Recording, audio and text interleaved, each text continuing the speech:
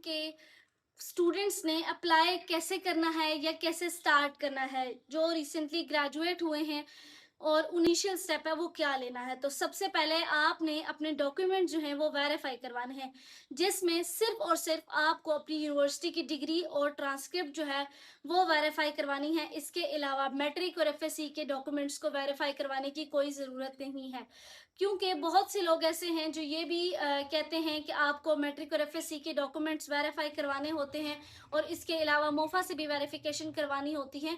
तो ये सब जो है बातें वो गलत हैं।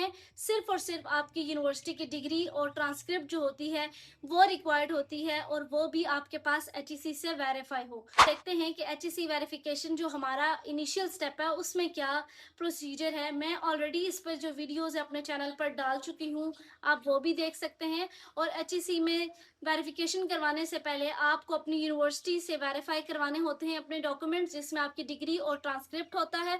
उसके बाद आपने एचईसी पर, जो एचईसी का एक पोर्टल है, उस पर आपने अपना एक अकाउंट क्रिएट करना है। अकाउंट क्रिएट करने के बाद आपने सारी डिटेल्स पुट करके अप्लाई करना है।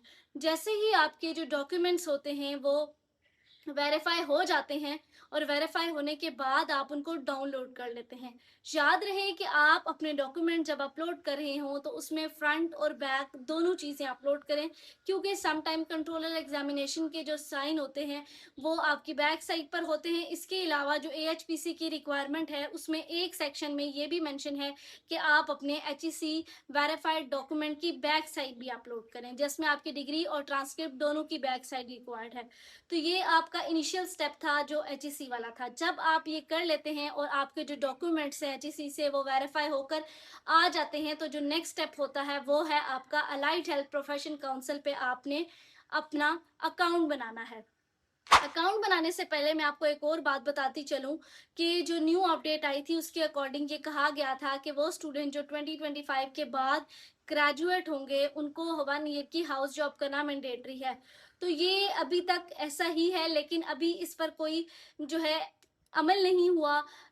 इस पर कोई जो आपका अलाइड हेल्थ प्रोफेशन काउंसिल का जो पोर्टल है उस पर एज सच कोई अभी सेक्शन ऐड नहीं हुआ जहाँ पे आप इसकी डिटेल्स पुट करें। तो आप एप्लीकेशन पुट कर सकते हैं, एप्लीकेशन की डिटेल्स ऐड करें और सारे डॉक्यूमेंट्स वगैरह आपने वहाँ ऐड करने हैं। तो इसके लिए आपने अपने अकाउंट को लॉगिन कर लेना है। पहले आप जो है एएचपीसी पे जाके साइन अप करते हैं और अपनी डिटेल्स ऐड करते हैं, जिसमें आपका नेम आ जाता है, सीएनआईसी है, ईमेल एड्रेस आपने ऐड करना होता है और कॉन्टैक्ट नंबर। ये 4 चीज़ें आपने ऐड करनी होती हैं और पासवर्ड एंटर करना होता है।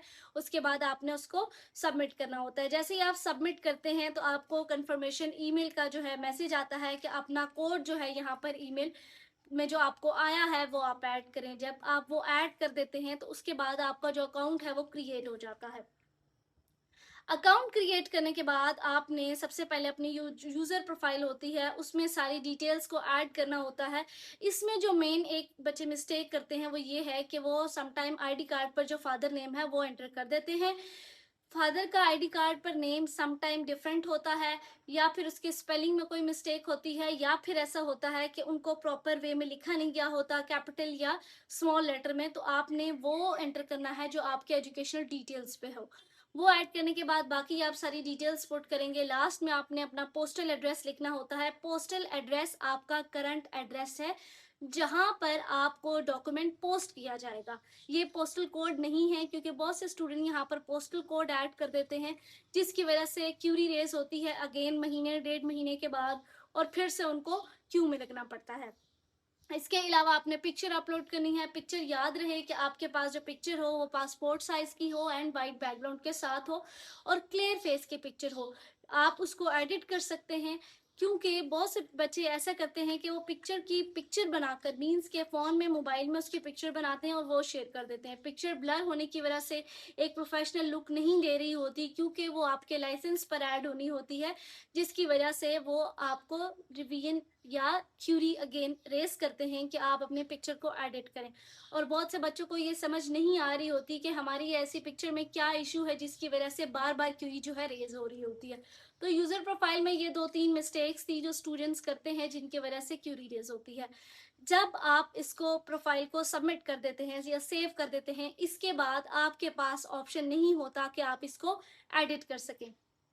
क्योंकि आपने जब एक बार अपनी जो यूज़र प्रोफाइल है उसको सेव कर लिया है, उसके बाद वो लॉक हो जाती है और जब तक क्यूरी रेज़ नहीं होगी तब तक आप उसको एडिट नहीं कर सकते।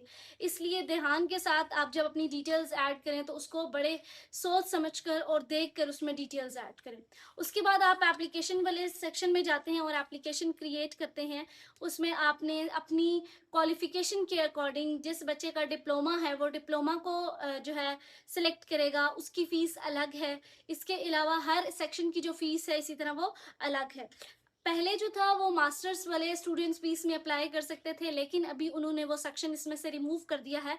तो आपको जस्ट बीएस लेवल तक पे ही जो है सर्टिफ़िकेट वो अलॉट किया जा रहा है। आपने अपने डिग्री के अकॉर्डिंग उसको सिलेक्ट करना है और सिलेक्ट करने के बाद फर्दर आगे वहाँ पर लिखा हुआ आ जाता है कि आप अपनी जो डिग्री है का जो टाइटल है उसको सिलेक्ट करें। जैसे लेट्स सपोज फिजियोथेरेपी है या फिर एमएलटी है या आपका डाइटेटिक्स का है या जिस भी फील्ड से आप बिलोंग करते हैं आपने उसको सिलेक्ट करना है। वो सिलेक्ट करने के बाद फर्दर आगे 3 इयर्स लिखा आता है, जिस पर बच्चे बहुत परेशान हो जाते हैं, तो इसके लिए घबराने की ज़रूरत नहीं है। ये लाइसेंस जो है वो 3 साल तक वैलिड है। 3 साल के बाद आपको इसको रिन्यू करवाना होगा। इसके बाद जब आप जैसे ही वो पुट करते हैं डिग्री, तो टाइटल पुट करते हैं तो आपके पास एक सेक्शन ओपन हो जाता है जिसमें आपने अपनी डिटेल्स एंटर करनी होती हैं। जिसमें मैट्रिक से लेकर आपने जो आपकी डिग्री है बैचलर्स की वहाँ तक आपने डिटेल्स एंटर करनी होती हैं।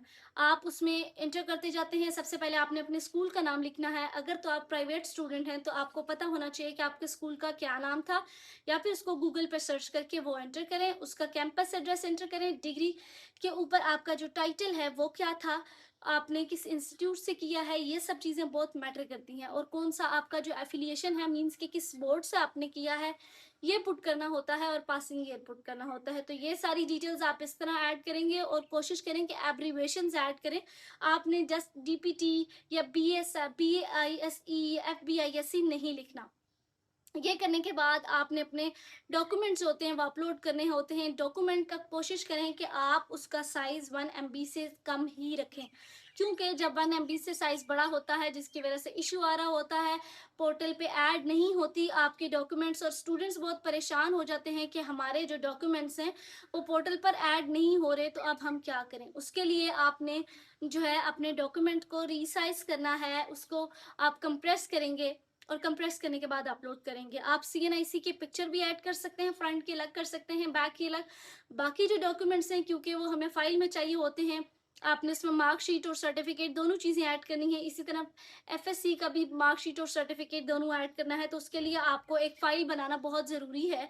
तो आप एक पीडीएफ की फाइल क्रिएट करते हैं, उसको कंप्रेस करते हैं और फिर उसके बाद पुट करते हैं।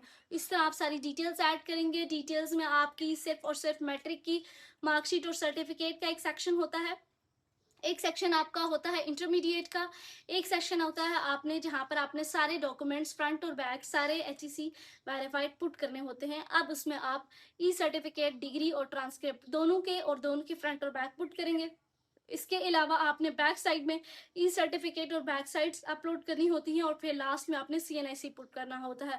तो इस सारे सिनेरियो में आपको समझ आ गई होगी कि अभी हाउस जॉब का कोई सेक्शन इसमें ऐड नहीं हुआ, तो वो स्टूडेंट जिन्होंने 2025 में ग्रेजुएट हुए थे वो तो इजीली अप्लाई कर सकते हैं और 2026 वाले भी अप्लाई कर दें। अगर हो गया तो वेल एंड गुड, ना हुआ तो आप साथ अपनी जो हाउस जॉब है वो कंटिन्यू रखें। अगर फर्दर कोई अपडेट आती है तो इंशाल्लाह मैं भी इन्फॉर्म कर दूंगी आपको। तब तक आप अपनी हाउस जॉब जो है उसको भी कंटिन्यू रखें। सेकंड ये चीज़ कि स्टूडेंट कह रहे थे कि 1 साल का पूरा हम करें या फिर 3 महीने का, तो ये डिपेंड करता है आपको जो चांस मिल रहा है आप उसके अकॉर्डिंग करें।